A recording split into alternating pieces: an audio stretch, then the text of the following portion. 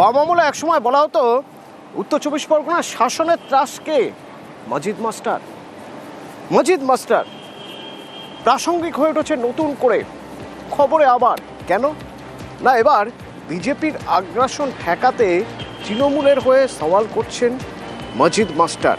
রাজ্যের উন্নয়নের স্বার্থে মমতার হাত শক্ত করার কথা বলছেন। এমনকি যে সিপিআইএমে তার বারবারন্ত, সেই সিপিআইএম সম্পর্কেও এখন ভিন্ন মত পোষণ করছেন। সাম্প্রদায়িক আঁতাতের অভিযোগ করছেন, বলছেন নীতিভ্রষ্ট সিপিআইএম। বিজেপিকে যারা প্রতিহত করবার চেষ্টা করবে, আমি তাদের সেই কাজকে সমর্থন করব। মমতা ব্যানার্জি বিজেপির বিরুদ্ধে প্রতিবাদ জানাচ্ছেন, তাকে প্রতিহত করার জন্য চেষ্টা করছেন তার আদর্শ মতো। আমি এটাকে সমর্থন করি। ২৬ সালে আমি বিজেপিকে ঠেকাবার জন্যে, বিজেপি যাতে ক্ষমতায় না আসতে পারে, সেই জন্য আমার ভোটটা যে জিতে বিজেপিকে ঠেকাতে পারবে এমন দলকেই দেবো, সেটা হলো তৃণমূল কংগ্রেস। এর আগেও কি সমর্থন করেছেন? হ্যাঁ, ২০২১ সালে করেছি, ভোট দিয়েছি একই কারণে।